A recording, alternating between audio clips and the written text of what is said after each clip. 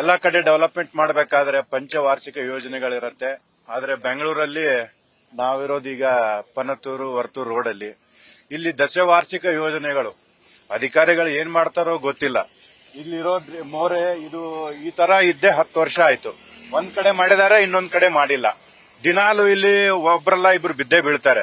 Auto drivers ಆಗ್ಲಿ ಬೀಳ್ತಾವ್ರೆ. ಮತ್ತೆ ಇಲ್ಲಿ ನೀವು ಹಿಂದ್ಗಡೆ ನೋಡಿದ್ರೆ ಇಲ್ಲೆಲ್ಲ ಶೆಡ್ಗಳಿವೆ ಕೆಲಸ ಮಾಡೋರಿಗೆ. ಅವರೆಲ್ಲ ಅಲ್ಲಿ ಹೋಗಿ ಸ್ನಾನ ಮಾಡಿ ಮತ್ತೆ ಆಫೀಸಿಗೆ ಹೋಗ್ತಾರೆ, ಇಲ್ಲ ವಾಪಸ್ ಹೋಗ್ತಾರೆ.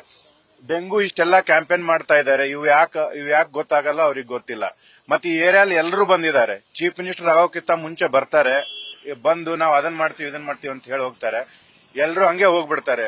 ಯಡಿಯೂರಪ್ಪ ಅವ್ರು ಬಂದಿದ್ರು ಹಿಂದೆ, ಅದಾದ್ಮೇಲೆ ಸಿದ್ದರಾಮಯ್ಯನವ್ರು ಬಂದಿದ್ರು. ಸಿದ್ದರಾಮಯ್ಯ ಚೀಫ್ ಮಿನಿಸ್ಟರ್ ಆದ್ಮೇಲೆ ಮರ್ತ್ ಬಿಟ್ಟಾರ ಅನ್ಸುತ್ತೆ. ಈ ಕಡೆ ಎಲ್ಲ ಬರೋದು, ಇಲ್ಲಿ ಪ್ರೊಟೆಸ್ಟ್ ಮಾಡೋದು, ಹೋಗೋದು, ಜನರಿಗೆ ಇದನ್ನ ತೋರಿಸೋದು, ಹೋಗೋದು, ಸುಮ್ನೆ ಏನೋ ಮಾಡ್ತೀವಿ ಅಂತ ಹೇಳಿ. ನೋಡಿ, ಈ ಡ್ರೈನೇಜ್ ಇದಾಗಬೇಕಾದ್ರೆ ನಾವೇ ಎಲ್ರಿಗೂ ಲೆಟರ್ ಬರೀಬೇಕು, ಕಮಿಷನರ್ಗೆ ಎಲ್ಲ. ಈ DCM ಅವ್ರು ಎಲ್ಲರೂ ಇದನ್ನ ಕಳಿಸಿದ್ರು ಇನ್ನೂ ಅಧಿಕಾರಿಗಳು ಏನು ಏನು ರೆಸ್ಪಾನ್ಸ್ ಇಲ್ಲ. ಇನ್ನು ಇಷ್ಟು ಓಪನ್ ಆಗಿ ಬಿಟ್ಟಿದ್ದಾರೆ. ಸುಮ್ನೆ ಅವರು ಕಮಿಷನರ್ ಆಫೀಸಲ್ಲಿ ಕುತ್ಕೊಂಡು ಡೆಂಗು ಪರಿಹಾರ ಅಂತೇಳಿ ಎಲ್ರಿಗೂ ಕರೀತಾರೆ.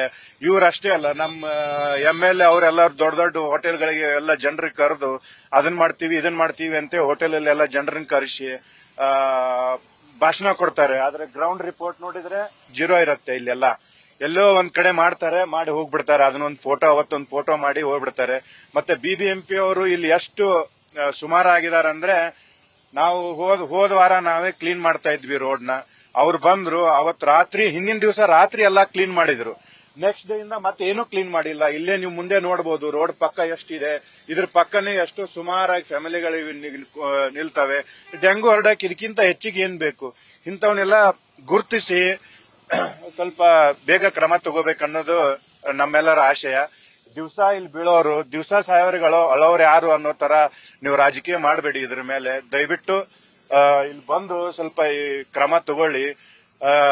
ಮುಂಚೆನೆ ಈಗ 270 ಅಪಾರ್ಟ್ಮೆಂಟ್ಸ್ ಇತ್ತು ವರ್ತೂರು, ಬಳಗೇರಿ, ಗುಂಜೂರು, ಪನತೂರಲ್ಲಿ. ಆ 270 ಅಪಾರ್ಟ್ಮೆಂಟ್ ಅಲ್ಲಿ ಒಂದು 20,000 ಮನೆಗಳಿವೆ. ಅವ್ರೆಲ್ಲರಿಗೂ ರಿಂಗ್ ರೋಡ್ ಹೋಗಕ್ಕೆ ಇದೇ ಒಂದೇ ಹಾದಿ.